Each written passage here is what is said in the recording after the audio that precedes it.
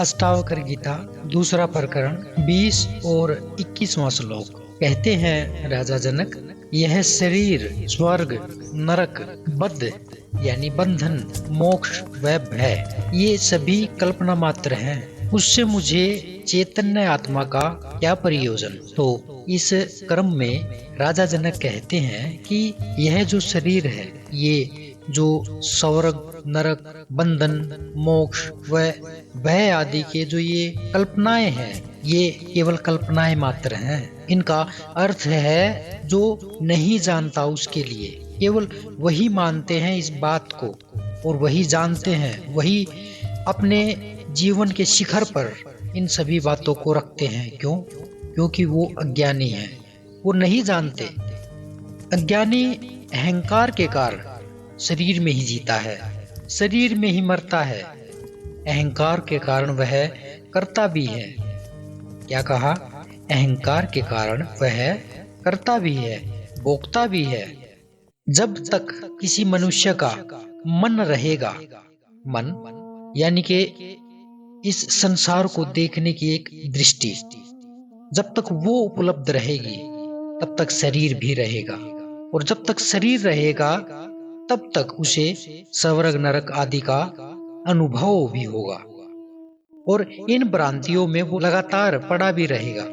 वह बंधन में भी है, जिससे उसे बार बार जन्म लेना पड़ेगा।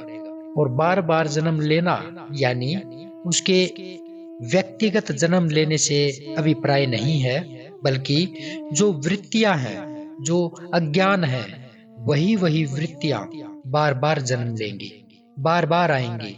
वह जो अज्ञानी है, जो नहीं जानता, वह स्वर्ग और नरक के भय से भयभीत भी रहेगा। किंतु जिसने आत्म स्वरूप को प्राप्त कर लिया, उसके लिए ये सब कल्पना मात्र हैं। उसके लिए ये वास्तविक नहीं है। उसके लिए सब के सब ये शब्द, बल्कि शब्द भी नहीं है, इनसे परे है वो। सूत्र 21 कहते हैं राजा जनक, आश्चर्य है कि जन समूह में भी मुझे द्वैत दिखाई नहीं देता। यह अरण्यवत हो गया है, तो फिर मैं किससे प्रेम करूं? राजा जनक को एक नई दृष्टि मिल गई।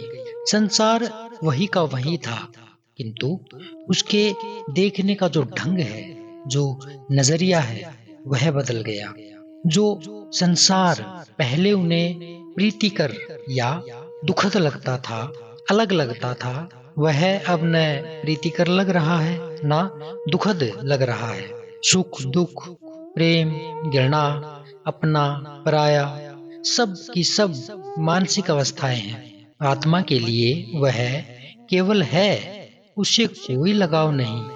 न अच्छा है न बुरा है, कोई लगाव नहीं।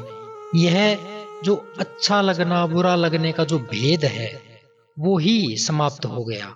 ये जो सब संसार में वस्तुएं हैं, इनको तो मात्र मैं अब दृष्टा भाव से देख रहा हूँ।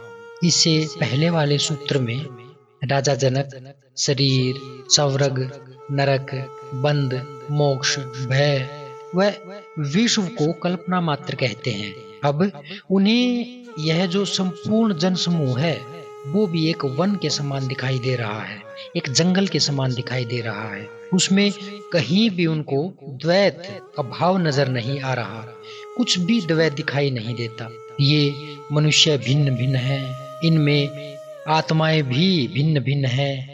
ये मित्र है, शत्रु है, प्रेम आदि है, आदि कुछ भी नहीं दिख रहा। सब में मात्र एक ही एकत्व का भान हो रहा है, एकत्व ही दिख रहा है। इनके प्रति जितनी भी व्यक्तिगत मान्यताएं थी, वो सारी की सारी समाप्त हो गई। पूर्ण संसार में राजा जनक को मात्र एकत्व का भाव दिखाई दिया, आत्मवत दिखाई दिया। जितनी भी संकीर्णताएं थी, वो सारी की सारी टूट गई। जितनी भी संकीर्णता के दायरे थे, वो सारे के सारे टूट गए। जाति, धर्म, भाषा, संप्रदाय, लिंग, राष्ट्रीयता आदि विश्व बंधुत्व की भावना का उदय हो गया। यह था ज्ञान का महत्व। अज्ञानी की जो भिन्न भिन्न मानने की दृष्टि थी, खंड खंड देखने की दृष्टि थी, वह दृष्टि भी विलीन हो गई, वह दृष्टि भी कहीं खो गई। जैसे अगर कुछ बचा है तो वह है मात्र अस्तित्व। और यही वह परम ज्ञान है जो राजा जनक को अपने गुरु अष्टावक्र से उपलब्ध हुआ है, उनसे पाया है। और इसी के कारण राजा जनक मिथ्या को त्याग कर, झूठ को त्याग कर सत्य को उपलब्ध हो गए। अगले सूत्र में फिर मिलते हैं, तब तक के लिए नमस्कार।